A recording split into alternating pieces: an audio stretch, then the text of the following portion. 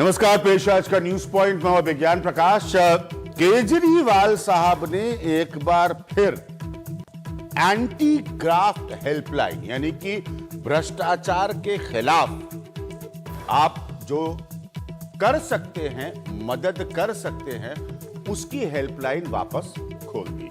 ठीक है, लेकिन बड़े सारे सवाल उठ रहे हैं। क्यों उठ रहे हैं ये सवाल? जब वो भ्रष्टाचार के खिलाफ सरकार में रहकर भी लड़ाई कर रहे हैं तो फिर ये क्यों सवाल उठ रहे हैं? उठने तो नहीं चाहिए ना, आपके हिसाब से भी नहीं उठने चाहिए, मेरे हिसाब से भी नहीं उठने चाहिए। ये क्यों उठ रहे हैं, इस पर सबसे पहले ये रिपोर्ट देखिए।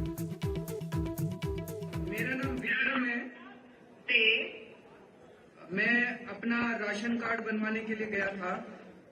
विक्रम के नाम से दिल्ली के मुख्यमंत्री अरविंद केजरीवाल ने जैसे ही राशन कार्ड बनाने को लेकर बनावटी शिकायत की, उसके 3 घंटे बाद ही दिल्ली भर से भ्रष्टाचार की शिकायतों के करीब 5000 फोन आ गए, जिन्हें निपटाना भी एंटी करप्शन ब्रांच के सामने चुनौती है। हेल्पलाइन पर आने वाली करीब 20% कॉल फर्जी होती है। सत्यता जांच कर ही मामला एसीबी को दिया जाएगा। शिकायत पर कॉल सेंटर के लोग पहले विभाग से बात करेंगे। भ्रष्टाचार दूर करने के लिए और भी कई सारे कदम उठा रहे हैं। जितने कानून हैं उन कानूनों को सिंप्लीफाई किया जा रहा है। कई सारे ऐसे कानून हैं जिनमें जानबूझ के पेंच छोड़ रखे हैं। आम आदमी पार्टी की पिछली 49 दिनों की सरकार में जब यह हेल्पलाइन खोली गई थी, तब करीब 1 लाख शिकायतें आई थीं, जिनमें उन कर्मचारियों की शिकायत भी थी जो दिल्ली सरकार के दायरे में नहीं आते थे। लिहाजा इस बार डीडीए या एमसीडी जैसे विभागों से जुड़ी शिकायतों में आने वाले नाम को या तो सार्वजनिक किया जा सकता है या उन विभागों के विजिलेंस को दिया जा सकता है। इस नोटिफिकेशन को हम लोग नहीं मानते और आज दिल्ली की हेल्पलाइन लॉन्च की जा रही है। पूरी दिल्ली के अंदर कहीं भ्रष्टाचार अब आपको दिखाई दे, चाहे कोई विभाग हो, किसी भी सरकार का विभाग हो, आप इस फोन के ऊपर फोन करना और उसके खिलाफ एक्शन लिया जाएगा। दिल्ली पुलिस से लेकर एमसीडी जैसे कई विभागों की ऐसी करीब 2 दर्जन हेल्पलाइन चल रही हैं, लेकिन आम लोगों को इसका फायदा मिलता नहीं दिख रहा है। लेकिन हमें और आपको ये भी समझना चाहिए कि हर छोटी बड़ी समस्याओं का हल हेल्पलाइन नंबर नहीं है, और सरकार की तरफ से ये कोशिश होनी चाहिए कि हेल्पलाइन को बनाने के बाद इसको और मजबूत किया जाना चाहिए, ताकि जो भी लोगों की शिकायत आएँ उनका पारदर्शी तरीके से निपटारा हो पाए। दिल्ली से कैमरा पर्सन जगदीश प्रकाश के साथ रवीश रंजन शुक्ला, एनडीटीवी इंडिया। तो मेरे साथ भारतीय जनता पार्टी के अनिल जैन साहब हैं, मेरे साथ यहाँ पर संजय सिंह है जो कि पॉलिटिकल एडिटर है फर्स्ट पोस्ट के। अब सवाल ये उठ रहा है संजय, ये क्यों हेल्पलाइन पर सवाल क्यों उठ रहे हैं आपके हिसाब से? देखिए, एक तो ये हेल्पलाइन जिस समय बनाया गया उस समय आम आदमी पार्टी की अंदरूनी हालत जो थी वो अच्छी नहीं थी। और जो भी हुआ पिछले कुछ दिनों में उसमें जनता का एक विश्वास उठ गया था। एक तो ये बहुत जरूरी था कि ये बहुत बड़ा पोल प्रॉमिस है। करप्शन एक ऐसा इशू था जिसके मुद्दे पे अरविंद केजरीवाल मतलब सिंगुलर कोई इशू है तो वो है। दूसरी चीज देखिए कि हेल्पलाइन करके और जिस तरह का वहां लोग जमावड़ा हुआ आम आदमी पार्टी के वॉलंटियर्स का, वो एक तरह से ये भी बताने की कोशिश थी कि उनका जो इम्पैक्ट प्रशांत भूषण योगेंद्र यादव से उनका समर्थन कम नहीं हुआ है उनके जाने से। बिल्कुल, उनके जाने से एक उनके अंदर उत्साह भरने की भी चेष्टा थी। तो एक राजनीतिक मैसेज भी है और भाषण के दरमियान भी वो राजनीतिक बातें अपनी कहे हैं अरविंद केजरीवाल। तो जिस समय परसेप्शन का डेंट पड़ रहा था उस समय बहुत जरूरी था कि आप इस तरह की चीज को लेके आते हैं। लेकिन वहां 2 चीजें हो गई। एक तो वीआईपी और वीवीआईपी का वो जो बोर्ड लग गया जिसके हम उस पर आएंगे क्योंकि कुछ सारे बहुत गंभीर सवाल है, क्योंकि स्टिंग ऑपरेशन पर हम सबको पता है देश की सर्वोच्च अदालत की क्या ओपिनियन रही है, क्या राय रही है। अब इसमें जो मसला है विज्ञान की 1031 पे जब आप डायल करते हैं तो ठीक है, पिछले बार बहुत तेरे मतलब 1 लाख से जो ऊपर वो गए थे, उसमें दिल्ली पुलिस, डीडीए और तमाम लोगों के बारे में वो जो भी थे कंप्लेंट्स थी। उन कंप्लेंट्स में जहां तक मेरी जानकारी है 400 सीरियसली वो जांच हुई और सिर्फ 1 के खिलाफ एफआईआर हुई, सिर्फ 1 के खिलाफ। इस बार भी जो पैटर्न है, एक लीगल इसकी जो सैंक्टिटी होगी कंप्लेंट्स की या इन्वेस्टिगेशन की, वो तो काफी बाद में आएगी। इसका इंप्रेशन एक साइकोलॉजिकल जो वॉर है, एक साइकोलॉजिकल हम भ्रष्टाचार के खिलाफ अपनी लड़ाई को इसमें फिर ये आगे ले करेंगे, जा रहे हैं। फिर स्टिंग बताएंगे, स्टिंग सिखाएंगे उनको, फिर वो करेंगे। तो लॉ इन्फोर्सिंग एजेंसीज का रोल काफी बाद में आता है। इसके पहले वॉलंटियर्स और जो एजेंसी आउटसोर्स की गई हैं वो प्रक्रियाएं काफी लंबी चलेंगी। तो ये साइकोलॉजिकल वो ज्यादा है बनिस्बत की लीगल इसके जो इम्प्लीकेशंस होंगे वो। ठीक है, मेरे साथ आशुतोष जुड़ रहे हैं जो कि आम आदमी पार्टी को रिप्रेजेंट कर रहे हैं, शर्मिष्ठा जी जो कि कांग्रेस को कर रही है, और अनिल जैन जो कि भारतीय जनता पार्टी को कर रहे हैं। मैं आशुतोष को पूरा समय दूंगा, लेकिन अनिल जैन आपसे पूछना चाहूंगा, आप लोगों को क्या समस्या है? भ्रष्टाचार के खिलाफ ही लड़ाई को तो आगे बढ़ा रहे हैं अरविंद केजरीवाल, इस बार सरकार में रह के फिर समस्या क्या है? नहीं, देखिए विज्ञान जी, कोई समस्या नहीं है और हेल्पलाइन शुरू कर रहे हैं तो इसमें कोई इसका कोई विरोध नहीं है। हाँ। मेरा कहना यह है कि पिछली बार 49 दिनों के समय में उन्होंने हेल्पलाइन चालू करी और 1 लाख कलेक्ट भी कर ली। अभी 49 दिनों के बाद कर रहे हैं। अर्थात क्या है कि ये 49 दिनों के बाद जो पिछली इनकी सरकार का कार्यक्रम था वो सरकार के आते ही वो रीस्टार्ट किया जा सकता था। अब जो टाइमिंग है, हर चीज का टाइमिंग का और परसेप्शन राजनीति में बहुत महत्वपूर्ण है। अब टाइमिंग कर रहे हैं ये 49 दिनों के बाद अपनी हेल्पलाइन शुरू करें। अर्थात जो अभी तक आम आदमी पार्टी का जो ड्रामा हुआ है और जो आपस की विघटन और आप एक दूसरे के ऊपर छींटा कसी हुई है, उन सबसे ध्यान हटाने के लिए इन्होंने एक शगुफा छोड़ा है। दूसरा, इसको हेल्पलाइन का कोई विरोध नहीं है, हेल्पलाइन करें, अच्छा है, जितना करप्शन से लड़ें उतना अच्छा है, लेकिन मेरा टाइमिंग पर सवाल है। दूसरा, अभी तक जो इनके स्टिंग के बारे में जो इनकी पार्टी में रहे लोगों ने जो इनके ऊपर आरोप लगाए, उनके बारे में कितनी इन्होंने जांचें कराई हैं, उन जांचों का क्या हुआ है? तीसरा, जो चेक का मामला था, इनका जो फर्जी तरीके से चेक लिए गए थे और रात के अंधेरे में जिस तरह से इनकी जो बातें आई थी, उसकी इन्होंने जांच कितनी कराई है? अपने आप को पाक साफ सिद्ध करने के लिए ही कम से कम वो जांच कराते, लेकिन वो उन पर कोई जांच नहीं हुई है। बेसिक बात यह है कि इस समय ये शगुफा छोटी सी चीज आपको याद दिलाना चाहूंगा, उसके बाद ये प्रश्न आशुतोष से भी पूछूंगा। अभी हाल में जो आप लोगों ने विवादित गुजरात में टेररिज्म के खिलाफ कानून को पुश किया है, उसमें ये दोनों पॉइंट्स बहुत पेचीदगी भरे और बहुत डिबेटेबल रहे हैं कि आप फोन रिकॉर्डिंग को एविडेंस के तौर पर पेश करिए, और इस पर राष्ट्रव्यापी बहस हुई है, राष्ट्रपतियों की अपने ओपिनियन है। जरा मुझे बताइए कि ये लोग भी कह रहे हैं कि फोन रिकॉर्डिंग और स्टिंगिंग को एक एविडेंस के तौर पर पेश किया जा सकता है। क्या बीजेपी इस बात को एंडोर्स करती है, इसका समर्थन करती है? वो अपने स्टिंग ऑपरेशंस की जांच कराए, वो तो जरूरी है। क्या बीजेपी इस बात को एंडोर्स करती है? क्योंकि गुजरात में इसी लाइन पर बने कानून को लेकर बड़ी बहस हो चुकी है, हो रही है। अनिल जी। अभिज्ञान जी, मेरा कहने का अर्थ है, जब ये इन्होंने जब भ्रष्टाचार के विरुद्ध अपना झंडा खड़ा किया है देश भर में, और सबसे ज्यादा भ्रष्टाचार के खिलाफ लड़ने वाले अपने आप को सिद्ध करते हैं, बाकी सब लोग तो भ्रष्टाचार करने वाले लगते हैं इनकी निगाह में। ना एकदम सीधा प्रश्न है। मॉडल ऑफ इन्वेस्टिगेशन में एक्सेप्टेबल एविडेंस क्या होती है? सुप्रीम कोर्ट के ऑब्जर्वेशंस और तमाम रिसर्च पेपर मेरे सामने हैं। प्रश्न ये उठता है कि गुजरात में एक कानून पर इसको लेकर बहस हुई, क्या आप किसी किस्म के फोन रिकॉर्डिंग को, क्योंकि ये भी इंटरसेप्शन का माध्यम हो सकता है, या किसी स्टिंग ऑपरेशन को सबूत बनने का विरोध करते हैं या समर्थन करते हैं? संजय, मेरा सवाल सही है? क्योंकि बुनियादी प्रश्न बिल्कुल यही है। उसके बाद मैं आशुतोष को और कांग्रेस को पूरा समय दूंगा। अनिल जी। अभिज्ञान जी, इस सवाल का जवाब हाँ और ना में नहीं दिया जा सकता। क्यों? ये सर्कमस्टेंशियल होता है हमेशा। कोई भी एविडेंस, किसी भी प्रकार का एविडेंस किसी भी केस में सर्कमस्टेंशियल होता है।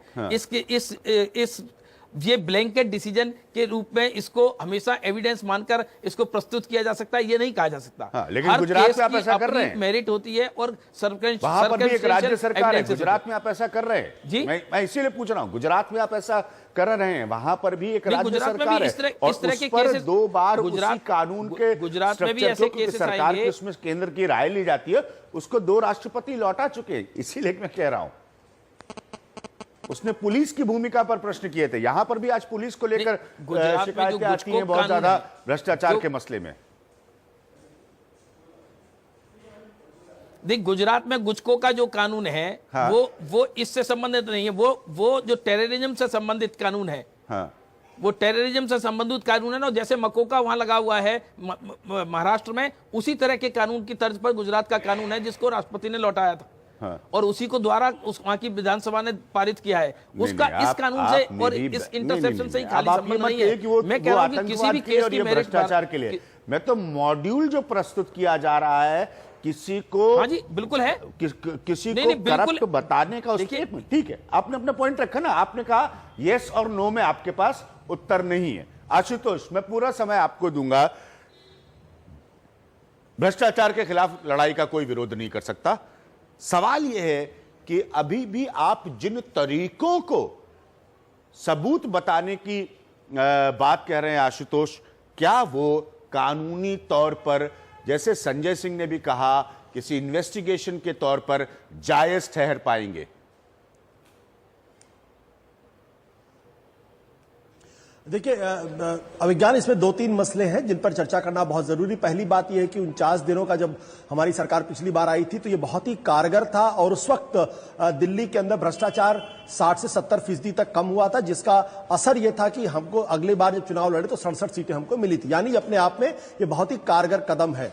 दूसरी बात मैं आपसे कहना चाहता हूं कि भ्रष्टाचार के खिलाफ एक लड़ाई आम आदमी पार्टी ने शुरू की है। ये एक शुरुआत है और अगर इस शुरुआत के अंदर अगर कुछ कानूनी अड़चनें भी आती हैं तो मैं तो कहूंगा कि आप जैसे समझदार लोग, बीजेपी कांग्रेस के लोग, इस सिस्टम को और पुष्ट करने की मदद करें। तीसरी बात, ये बात बिल्कुल आपकी सही है कि जो स्टिंग ऑपरेशंस होता है या ऑडियो वीडियो होता है, या अभी भी कोर्ट ऑफ लॉ के अंदर ये एडमिसिबल एविडेंस के तौर पे नहीं माना जाता, लेकिन ये कम से कम जांच की दिशा को निश्चित रूप से बताता है कि भाई ये आदमी ऐसा काम कर रहा है और उसकी जांच होनी चाहिए।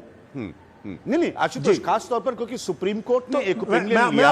हम लोग से, आप भी जर्नलिस्ट रहे तो आप जानते हैं कि एक बहुत बड़ा ओपिनियन बना। मैं अभी इस बहस में नहीं जा रहा हूं कि जब अरविंद केजरीवाल का स्टिंग होता है तो क्या होता है, लेकिन हकीकत यह है कि फिर कोई भी किसी का स्टिंग करेगा और कहेगा कि यह सबूततन माना जाए कि मैं फला को भ्रष्ट साबित करने की कोशिश कर रहा हूं, तो अब यह लॉ की एक बड़ी फंडामेंटल बहस होगी। आशुतोष, मैं बिल्कुल, आपने बहुत बढ़िया सवाल उठा और मैं इसके लिए कम से कम मैं एनडीटीवी को मैं साधुवाद देना चाहता हूं कि आपका अकेला ऐसा चैनल है जिसने कम से कम इस पूरे मसले पर एक गंभीर बहस की शुरुआत की। अन्यथा तो आजकल के चैनल जो थे जिनमें तू मैं की ही नौबत आती थी। जो बात आपने कही, आज 12,731 कॉल हमारे पास आई है। ये 12,731 कॉल का मतलब ये नहीं कि हर कॉल के अंदर वो जेन्युइन कॉल है और उसमें कुछ फेक नहीं है या उसमें कुछ गड़बड़ नहीं। इन सारे कॉल्स की स्टडी की जाएगी, उसको सेग्रीगेट किया जाएगा और इसमें जो प्राइमा फेसाई, जो ओरिजिनल, जो जेन्युइन नजर आएंगे उनको एंटी करप्शन ब्यूरो के पास भेजा जाएगा। एंटी करप्शन ब्यूरो उसकी जांच करेगा और जांच करने के बाद आगे की कार्रवाई को पुष्ट करेगा। यानी जो स्टिंग ऑपरेशन भी हमारे पास आएगा उसकी जांच होगी और उसके बाद जो फॉलोअप एक्शन होगा वो एंटी करप्शन ब्यूरो करेगा, यानी वो और सबूत इकट्ठा करेगा। लेकिन इसका जो बात अभी संजय सिंह कर रहे थे, इसका जो साइकोलॉजिकल इंपैक्ट होगा, वो साइकोलॉजिकल इंपैक्ट ये होगा कि बहुत सारे लोग जो भ्रष्ट हैं, भ्रष्ट तरीके से पैसा कमाते हैं, जिसकी वजह से देश का जो विकास है वो बाधित होता है, कम से कम वो डिस्करेज होंगे। उनके अंदर एक डर बैठेगा कि भाई अगर आपने कहीं पैसे लेने की बात की, अगर आपने घुसखोरी की बात की तो आपके खिलाफ कार्रवाई हो सकती है। मुझे लगता है कि संजय सिंह की इस बात में दम है कि साइकोलॉजिकल इंपैक्ट बहुत होगा, क्योंकि इस देश के अंदर कानून बहुत बने, भ्रष्टाचार से लड़ने के लिए बहुत बार जंग लड़ी गई, लेकिन कभी उसका इंपैक्ट ग्राउंड पे नजर नहीं आया। साइकोलॉजिकल, आप कह रहे हैं साइकोलॉजिकल, आशुतोष आप कह रहे हैं साइकोलॉजिकल इंपैक्ट होगा। आप स्वयं जानते हैं कि मैं उस तरह की बहस नहीं कराता। मैं इस पॉइंट पर वापस आऊंगा। दूसरा पॉइंट आप ये रख रहे हैं कि मान लीजिए किसी ने कोई स्टिंग किया तो आपका तरीका होगा उसको जांच करने का कि व्यवस्थित कानूनी दायरे में यह कितना सही है या गलत है। यह तरीका क्या होगा, मैं इस पर आऊंगा कांग्रेस से बात करने के बाद। शर्मिष्ठा जी, यह लड़ाई आम आदमी कह रही है भ्रष्टाचार के खिलाफ है, क्या कांग्रेस कन्विंस्ड है, और अगर नहीं तो क्यों नहीं?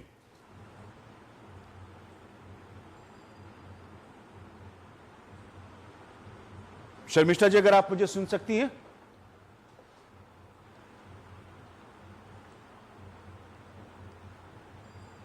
मेरे ख्याल में उनको ये तकनीकी मसले हैं। शर्मिष्ठा जी, अगर आप मुझे सुन सकती हैं हाँ, मैं वापस आऊंगा, कोशिश है। अब ये 2 पॉइंट पर आते हैं। संजय सिंह, आपसे शुरुआत की थी मैंने। आशुतोष कह रहे हैं कि साइकोलॉजिकल असर होगा, उस पर वो इत्तेफाक रखते हैं। दूसरा मेरा कहना है कि फिर ये किन लोगों के हाथों में मसला जाएगा? अगर कोई स्टिंग हुआ, और मैं जानता हूं ये हाइपोथेटिकल है लेकिन बहुत जरूरी है, अगर कोई स्टिंग हुआ तो फिर ये कौन लोग होंगे ये तय करने वाले कि वो स्टिंग गलत है या सही है? क्योंकि इन्हीं माध्यमों से या किसी गलत तरीके के स्टिंग से या किसी नकलियत के स्टिंग से आप किसी को फंसा भी सकते हैं। ये सियासत है, ये राजनीति है। देखिए, इसके मिसयूज होने के पोटेंशियल तो हैं, इसमें कोई दो राय नहीं। और सुप्रीम कोर्ट में देखिए, मेरे पास है इस citizen sting operation legally tenable sting operation not a legal method of law enforcement, supreme court. ये देश की सर्वोच्च अदालतों के ऑब्जर्वेशंस हैं, तो इसीलिए मैं पूछ रहा हूं। मेरे ख्याल में कोई भी टेप्ड कन्वर्सेशन या वीडियो की सैंक्टिटी तभी है कि जब law enforcing agency with due जो उसके सैंक्शन है उसके साथ करती है। तो लेकिन यहाँ पे इशू 2 है अभिज्ञान।